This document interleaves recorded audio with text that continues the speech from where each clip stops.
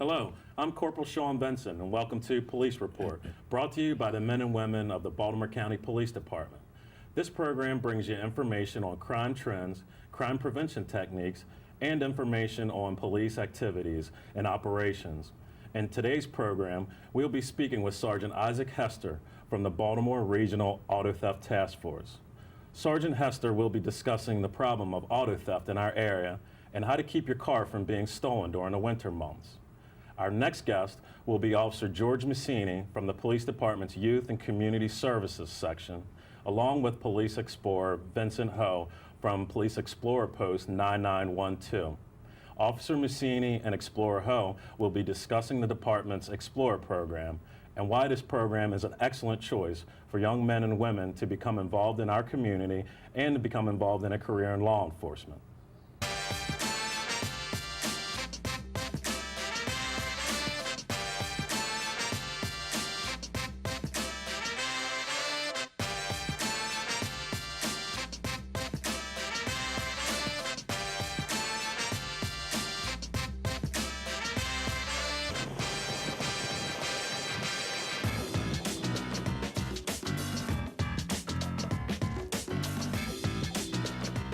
To begin the show, I would like to thank Major Robert McCullough for his oversight and hosting of the Police Report over the last 7 years.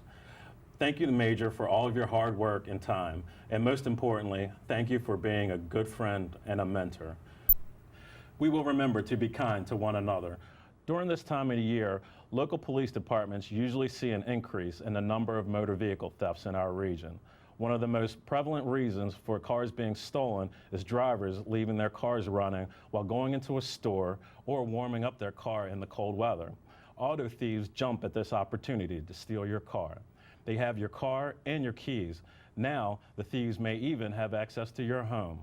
To discuss the problem with motor vehicle theft in our area and how we can keep our cars secure, we have with us Sergeant Isaac Hester from the Baltimore Regional Auto Theft Task Force, also known as RAT.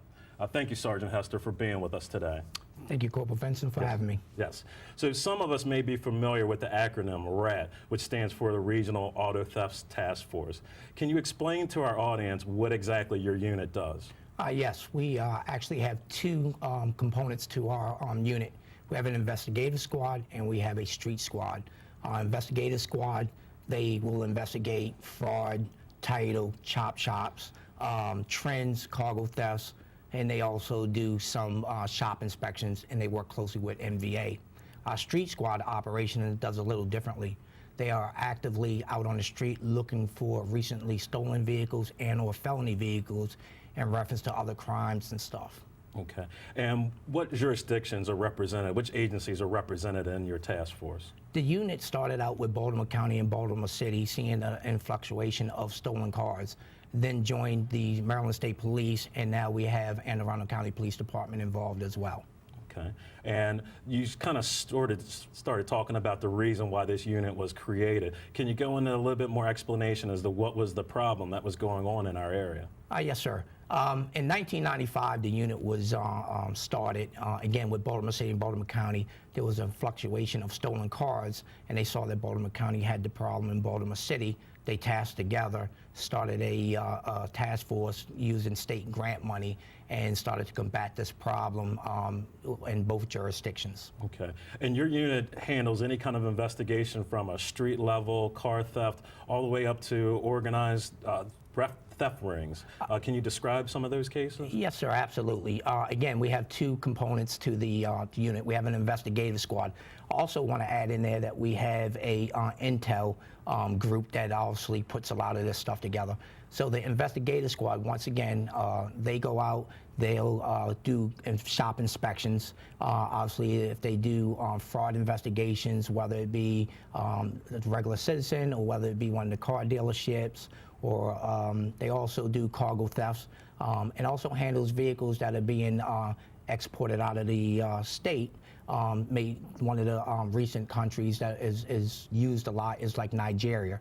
So they'll go out there and they'll conduct those investigations, obviously try to find out any trends and track down these people and charge them. Again, the investigative squad, that's their whole investigation.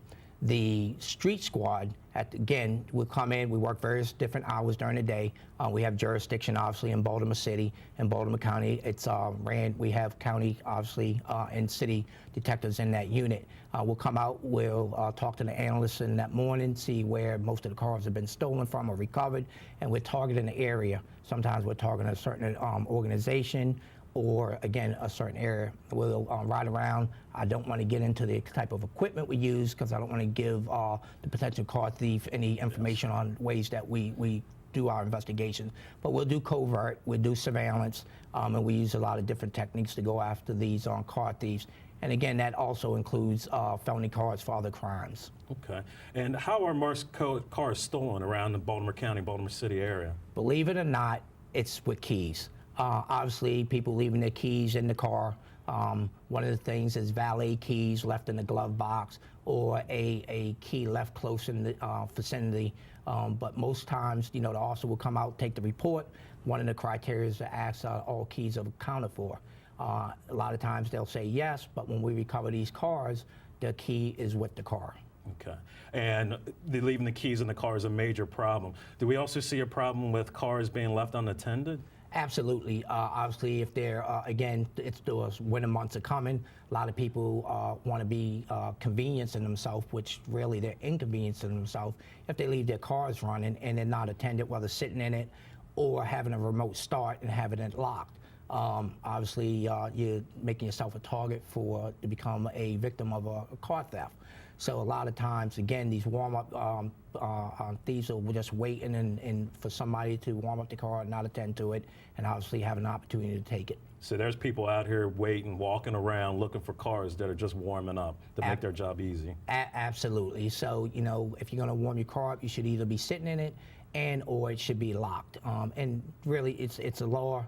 Obviously, there's some things that we can talk about in reference to what the penalties are. Yes, so this is illegal, you had said. What's the penalty that's related to that? It is a $70 fine, and obviously what that is, it's not to add insult to the victim of the stolen car. It's just to educate them so they don't become a victim again. So it's $70, and it's actually 1 point on their license. Okay. Okay, and what's some of the activities that your unit is out doing, trying to prevent people from doing these warm-up, sitting in there, basically having their cars warming up and going back in the house or going inside a convenience store and leaving their car running? What's some of the activities that your unit is getting involved in? Yes, obviously, again, we'll work very hours with these warm-up thefts. One of the things that we came up that one of our admin guy made up was flyers. So we'll put these flyers out on the cars, just again to educate them. We also do auto dial with the chief's voice on it, explaining that the increase in auto thefts and explaining that they should keep their doors locked if the car's warming up, and also using the remote start.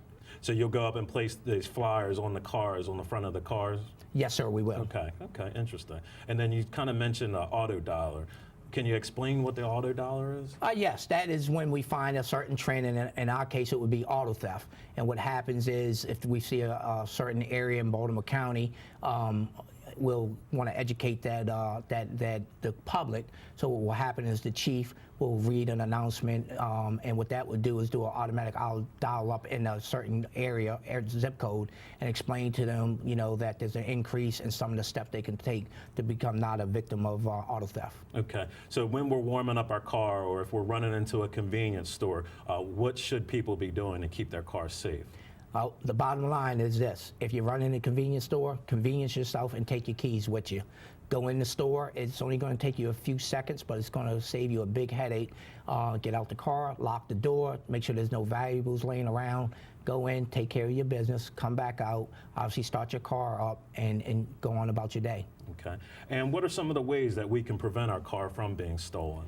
So some of the ways, again, is obviously lock your door. There's another way, which is an old way that people have gotten away from, but the club that you're holding up now, that is still in effect.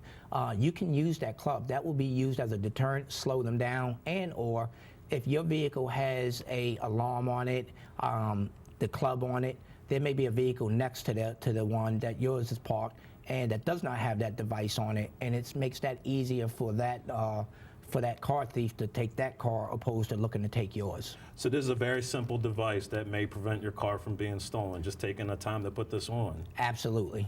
Okay, interesting. And like you said, this device has been around for a long time. It's been around a long time. A lot of people have gotten away from it, you know, technology-wise and stuff like that. Again, one of the biggest things is don't leave your keys in your car, lock the doors, roll your windows up as well. Okay.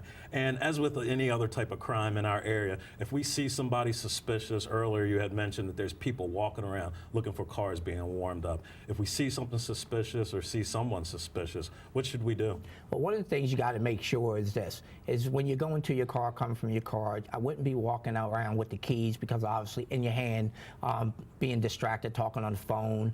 One of the things you should do if you see somebody suspicious, obviously you know the people in your neighborhood, you know the people where you park your cars, what cars belong there, what people belong in your neighborhood. If you see something suspicious, I would get on the phone to 911 and obviously I would change my direction of travel and let the police come, obviously let them get to the area and find out, because you may have prevented either another crime and or your vehicle or somebody else's vehicle from being stolen.